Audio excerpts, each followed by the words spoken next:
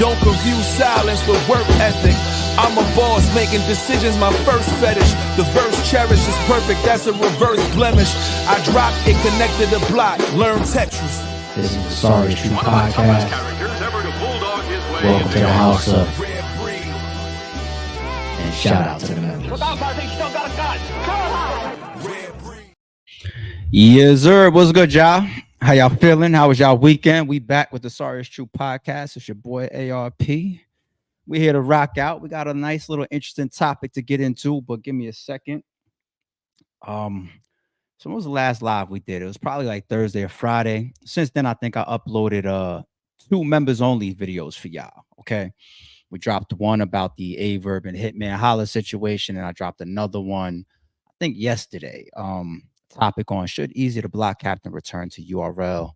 But those are members only. If you're a member, go over there and check those out. But we back here live. I couldn't go live Fridays at all that weekend and all that because I took a quick trip. If y'all follow me on Instagram, I'm always going to drop y'all some feedback of some of the spots that I be hitting up. If I cop tickets to a certain spot or see a certain show or anything like that, I'm always going to give y'all updates, let y'all know like, yo, this is worth the money. This was dope. This was whack. He was horrible. She couldn't sing, all that type of shit.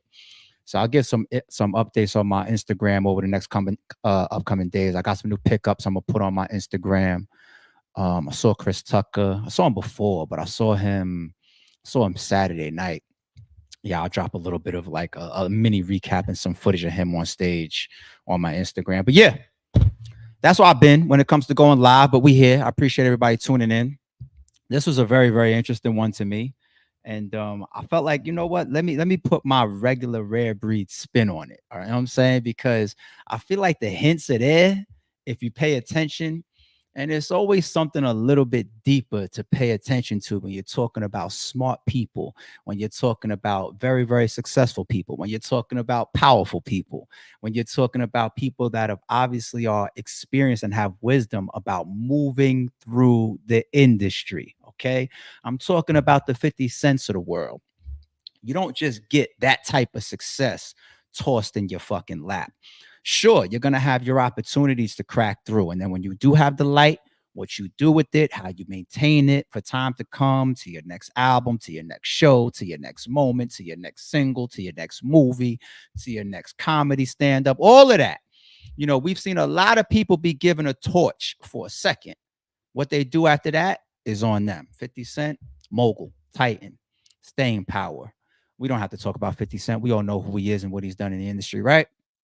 So recently, we see 50 Cent pop out and pop up with Drake. Pictures with Drake, video with Drake, standing next to him, hanging out with him, taking pictures, all that type of stuff, right?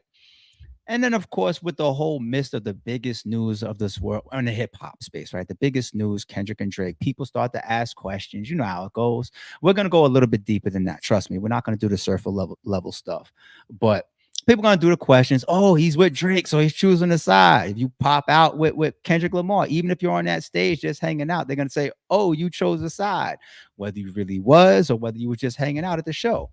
For example, they're doing that to LeBron right now. LeBron, where do you stand? Drake got tattoos of you and shit like that. Are you really Drake's friend, or did you just pick a side for Kendrick because you at the concert? Maybe LeBron was there out of just pure innocence, like, yo, I'm a hip hop head. I'm a fan of Kendrick Lamar. I'm out here. He had a show. I went. You know what I'm saying? Does that mean that I'm his op? Does that mean that I picked a side? No. Or maybe he did. Maybe he listened to Kendrick and them lyrics saying, LeBron, keep the family away. Curry, keep the family away. You never know. But we as just people on the outside looking in general fans of the culture and the NBA and music, we can't just be so, oh, yeah, LeBron is team Kendrick. He's basically at that show saying, fuck Drake. We can't do that. Come on. But with 50, I don't think it's coincidence. Now, if we start with the beef with Rick Ross, that right there to me becomes the obvious, right? I don't think that has anything to do with it. When you see Drake and 50 Cent with each other, I don't think it's the Rick Ross thing at all. It's very obvious and it's very easy to just say, yo, well, you know, 50 and Rick Ross have been beefing for years. You know what I'm saying? And Rick Ross and 50, you know, they done been in lawsuits together, and Rick Ross done sued or his baby mom and sued 50, and then 50 pulled that little tactical chess move of filing bankruptcy and all this type of shit. They didn't hit below the belt. You know what I'm saying? They didn't took it past rap many, many times between them. And of course, Rick Ross gets hands put on him out in Canada. And here goes 50 Cent trolling. And then 50 Cent goes back to Canada. He does a show and he trolls Rick Ross on stage. All expected. So you think, oh, because Rick Ross and Drake got this little thing, of course 50's going to, no. 50 got his own thing with Rick Ross. He's had it before, way before Drake. That ain't going nowhere. It's past rap, okay? That's not the reason, man. That is not the reason to me. And if I play this video, it starts to lay a little bit more foundation. So let's play this and I'll get back to explaining why I have this type of opinion. Like Lil Wayne, for example, going through this issue with Cash Money where he can't release his album. He's stuck. Are you surprised to see someone as big as Wayne going through that? And do you think that artists of his stature moving forward are probably less likely to? I'm surprised to see Wayne going through that because of the relationship between him and Baby. And I think it'll work itself out. I hate when personal things become public because everyone speculates on things that they don't really know. I just know that they had a father-son relationship, and that could easily be something that they communicate between the two of them and resolve instead of having everybody else involved in it. And I won't go. Be careful with the things that you say about the Wayne and Baby situation, because Baby will forgive Wayne for the things that he's saying, and Wayne will forgive Baby for the things that he's saying, but they may not forgive you. The relationship has so much depth to it that you. That's the key piece of that. Do I need to rewind it? Probably not. I think y'all can hear it. Be careful what you say about Wayne. Be careful what you say about Baby, because they'll end up possibly repairing their relationship. They'll forgive each other, but they will not forgive you. Very, very smart. This is like a 9-year-old interview. Very smart, very tactical on how to move, on how to sometimes make sure that you don't choose a side. Even if in your mind you say like, damn, like, yo, Baby is fucking Wayne over right here. Wayne is in the right. Even if that's your stance in your mind, that camera is on, this is the stance you take. If you are trying to be maneuvering through this industry and pulling millions of dollars out of it for years to come. Smart reaction by 50 Cent. Extremely smart reaction. Why? Okay. So, Kendrick Lamar, what's his reputation? The Boogeyman. What was the name of his concert? The Pop Out, right? What's one of the bars and one of the key like little things that he says in Not Like Us? Sometimes you got to pop out and show niggas. What's his reputation? It's even a shot that Drake even took at him when it comes to releasing music. I'm just glad to get you out here and, get you active again. And, you go away for a while and we don't hear from you for years. And then you finally, meanwhile, Drake is outside, hit after hit, feature after feature, song after song, tour after tour, all of that, right? That's Kendrick. We all pretty sure that he's going to drop an album, tying into this whole wave right now. We waiting for it. But what if he just goes back into hiding after that? What if he goes back to his normal, I shouldn't even say hiding, goes back into his regular just schedule? Like, I'm all the way over here and out the way. I don't really do fame. I don't really do the features like that crazy. I'm not on the scene. I'm not in the public and the fans' faces year round. Drop my album, do a tour, whatever. And then later on, I get out the shadows and I might pop out and show niggas, right? So that's one key element. The other key element is who Drake is. That sounds like such an obvious comment to say. Do y'all see the tide starting to turn a little bit? Do y'all see the time of this beef starting to pass a little bit? We're getting little moments where you could see it happening if you pay attention. You see comments and stories and things that are going on now recently, like within the last couple of days, asking, yo, where's Drake's friends? Why nobody popping out and rapping for him or siding with him? Then we're hearing reports of this person couldn't get into Canada. This person's show was shut down. This person can't do this. And it may or may not be Drake. It may just be his affiliated people saying, oh, no, trying to come in here. Like, we can't book you right now. Right? Drake is Drake. What do I mean when I say that? Past the obvious. We always thought you can't get him out of here. Impossible. Too big of a rapper, too big of an artist. The only way to get Drake out of here is if like the pedophile stuff or whatever was like confirmed, like evidence and shit like that, right? That's the only way. Something like that. Like, or he has to catch a charge behind, you know what I'm saying? Something wild. Like, but that's not gonna happen. That's not what's happening right now to him. Was his image, his reputation, how people view him stained forever along with his legacy? Yes, because his legacy involves rap and him being a competitor. He wants to be number one. He wants to compete. He just got into one of the biggest rap battles of all time and clearly lost. So legacy wise, you can't help that. It's no different than like Patrick Mahomes and Tom Brady, right? A lot of people believe Pat could be at one point possibly the best quarterback of all time. But if you ask Patrick himself, compare yourself to Tom, what is his answer? Tom beat me. That's what he says. Now, still, he's building his future. Patrick Mahomes may have an opportunity to do something that no other quarterback has done, which is three-peat. This season, I'm rooting for him for that reason alone. He might get shit like that put on his legacy and on his resume that brings him into these arguments. LeBron is doing and has done the same thing to Jordan. Them rings, you're not going to catch. That's not the argument right now. It's possibly the biggest argument that Jordan has. But LeBron continues to do all these other things with his legacy that just makes the conversation there. So when you have legacy conversations, the Kendrick thing will always be a part of Drake's legacy. Hate it or love it. But put that to the side and ask yourself, can you remove Drake? Who's naive enough to believe that?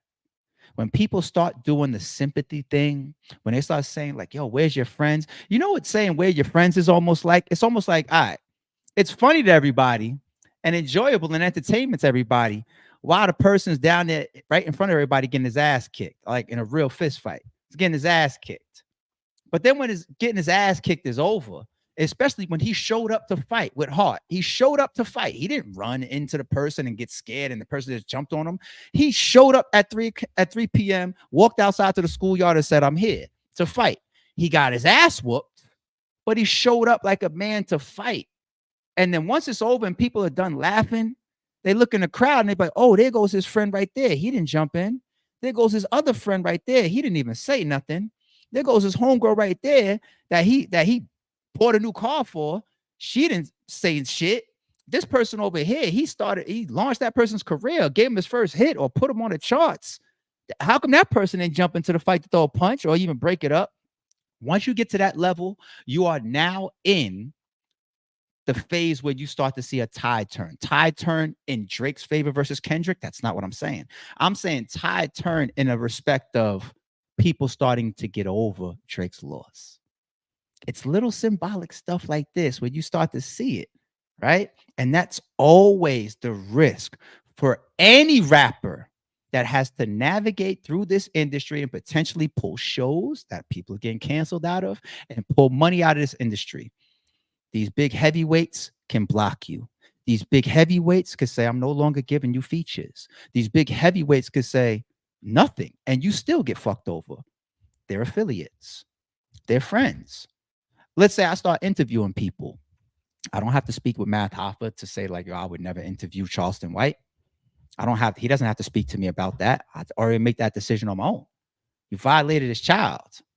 I can't interview Charleston, ever give him $1. Right? Drake doesn't always have to call the shot. His affiliates purely might just say, I fuck with Drake, or I make a lot of money with Drake. Let me make my own decision. I don't have to reach out to him, just say, I can't do that. I can't do that. One of the people that we gave a lot of smoke to during the Kendrick concert, like, where are you? How come he wasn't there? How come it looks like you're being neutral or possibly not taking Kendrick's side or standing in the whole pool of like, yo, we linking up together and here we are. Here's our unified front. They gave him smoke for that. The Game. You know who's still going to make money with Drake years from now? The Game. All right? All these people that showed their hand and picked a side and publicly took a stance against Drake, they're going to lose out on something. I don't know what it is. It doesn't have to be their careers get ended or nothing like that. They're going to lose out on something, and people already are. These shows are getting canceled. This is the tide that you start to see because there is no removal of Drake under a lost battle. This is what to me it's that 50 Cent is doing. It's not the Rick Ross shit. That's surface to me. Rick Ross, who's a smart enough mogul and smart enough titan to know how to navigate an industry and pull millions of dollars out of it for years to come, knows Drake is going to be here. He ain't going nowhere. But like I said before, the guy that just pops out to show niggas every once in a while, the guy that has the reputation of a boogeyman, the guy that I ain't never make $1 with, the guy, like, nah. 50 was showing this bias even as the diss songs were dropping, right? He was showing his bias then. He was kind of like not going all the way in as far as like when Kendrick was clearly like dropping bombs and shit on Drake. He would take shit, he would tweet shit like, oh, I gotta check this out. What you mean check it out? Everybody's saying it's going crazy right now for Drake after fucking Beat the Grams and Not Like Us drop back to back and all this shit. You know what I'm saying? There was times when he was tweeting like, yo, Drake, leave that boy alone, right? Even though Drake was never really up from Euphoria forward. You know what I'm saying? Like the only time that he was up is when he dropped his 2 tracks, Tailor Made and Push Ups, and Kendrick had yet to arrive yet. But once he arrived, he kind of kept the ball in his court the whole time. And 50 still took those positions, either that reserve type of position or that biased Drake type of position. Why? No different than him linking up. He just made some money in Canada. We see him on stage dissing Rick Ross. And once again, that's the shit that ain't going nowhere. That's the surface shit. But he's there collecting a bag. And then he links up with the native king, Drake. I make money around this guy. Do movies. He's an actor. I don't mind having a Drake feature 3 years from now when he's still possibly one of the golden boys of the industry. And that's why I played this clip that I just put up here. That's 50 Cent's mentality 10 years ago. 10 years ago, that's his mentality. Smart enough to navigate and smart enough to know. Let me play it again for anybody that joined the stream a little late. Are you surprised to see someone as big as Wayne going through that? And do you think that artists of his stature moving forward are probably less likely to? I'm surprised to see Wayne going through that because of the relationship between him and Baby. Right. And I think it'll work itself out. I hate when personal things become public because everyone speculates on things that they. Everybody ignore that part because a lot of Rick Ross's shit and his beefs and even his own life have been public. When one of his BMs showed up in videos or pictures or whatever with Diddy or whatever, he got online and started trolling her, calling her a sex worker and shit, right? So we can ignore him saying that part. That's just the fucking fluff. 50 Cent is a very, very, very smart person. And he speaks well when these cameras is on, all right? You just got to know what to pick out as his jewels. What is his cover up? What is his shot? What is his pure genius statement? What is his forward thinking money move? Just pay attention. You know what I'm saying? So that one right there, like you could ignore that. Like that's a fact. Like he's already showed that he's a hypocrite when it comes to that. They don't really know. I just know that they had a father-son relationship, and that could easily be something that they communicate between the two of them. And resolve instead of having everybody else involved in it. And I won't go. Be careful with the things that you say about that Dwayne and Baby situation, because Baby will forgive Wayne for the things that he's saying, and Wayne will forgive Baby for the things that he's saying, but they may not forgive you. The relationship has some. Played it a second time for y'all. Crystal clear. He's applying the same chessboard here with this Drake and Kendrick shit. It's the same exact chessboard. And it makes 50 Cent smart as shit for it. All right.